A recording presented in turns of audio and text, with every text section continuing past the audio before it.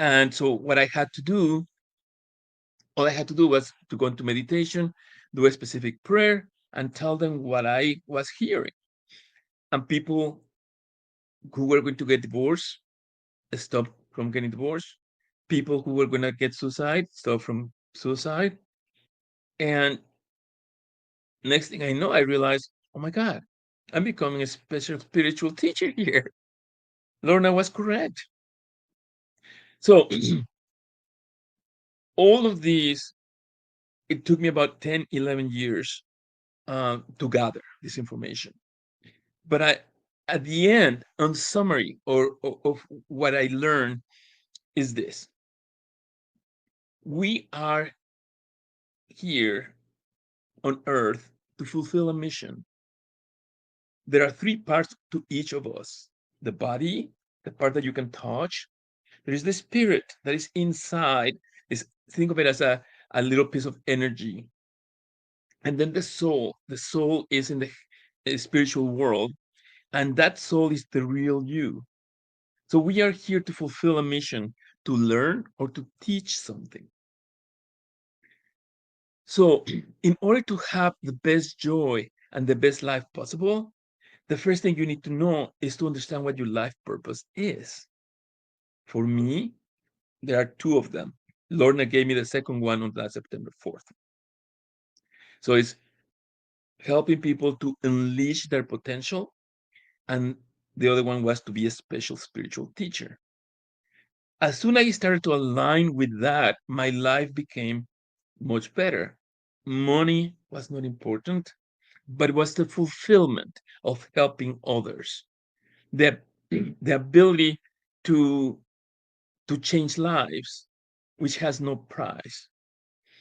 And the letters and people crying saying, you changed my life, you saved my marriage. There's nothing you can buy. That's yeah, it's not available for purchase, you know. And so I started awakenings to do two things.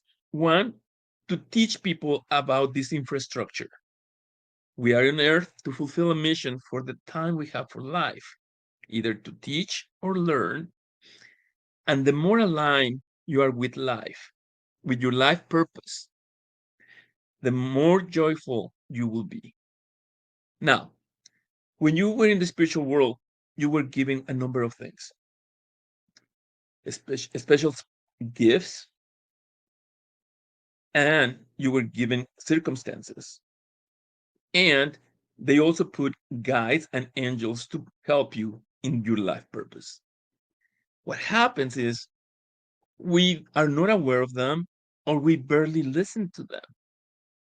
And so my teaching is this: be aware of your gifts first. Second, establish communication with your guides, with your angels and special teachers to make sure that you're in your life purpose. And then fulfill it. When you do that, there's no money in the world that can fulfill and give you that richness, that joy. I have three daughters. My oldest is a type A personality in business. My wife is an executive, so she's following in her steps. My second one, when she was 4 years old, she will come running to me and said, Daddy, that tie no, that tie no. She is all about color and texture. So she will help me to match my ties for my suits. And the last one, she loves, and every time she saw animals, um, she will be with them and she could communicate with animals, and she just loves animals. My oldest, 27, she works for Best Buy headquarters executive. She's a executive there. My middle child works for Target. She's a creative director and does photography. And my youngest child is a studying veterinary at the University of Wisconsin. Since I learned this information when I in 2008, I was able to guide them to learn their life purpose and to guide them through life to fulfill it. They don't know specifically this, but but I have been guiding them for their life purpose. So I invite you to make sure that you know your life purpose and that you align yourself and establish communication with your guides and take advantage of the gifts that came with you. So I am proud to be the founder of Awakenings, awakenings.com with a Z at the end. And you can find more resources there. And I appreciate Anshu and JB for the opportunity to speak about me today or about Awakenings today. And look forward to learning more about the global speakers in the future. Thank you, JB. I cannot hear you, JB. I think you're in mute.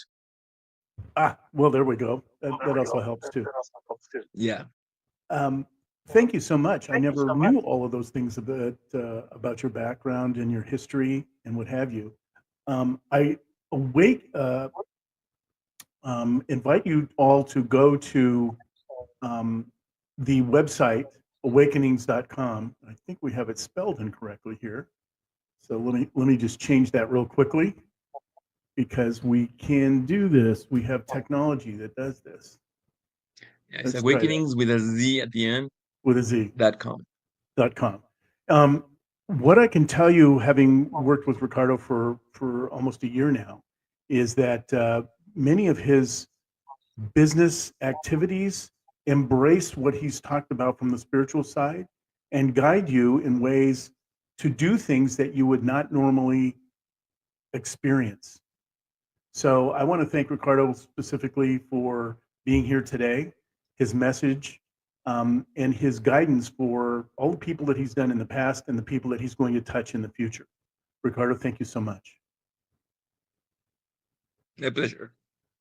Well, as we bring day 3 and this incredible journey of Global Speakers Talk, our second annual live conference to a close, I want to take a moment to reflect on the transformation that we've experienced together.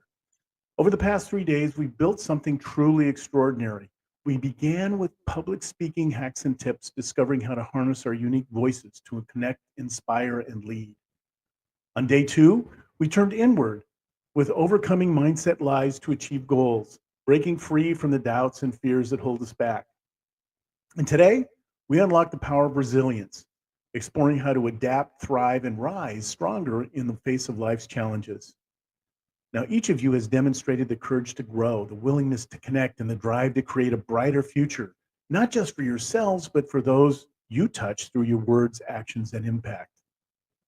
But let us not forget the lesson of the oak tree from today's allegory. Just as the oak grew stronger with every storm, let every challenge in your life deepen your roots, strengthen your resolve, and expand your capacity to adapt and thrive.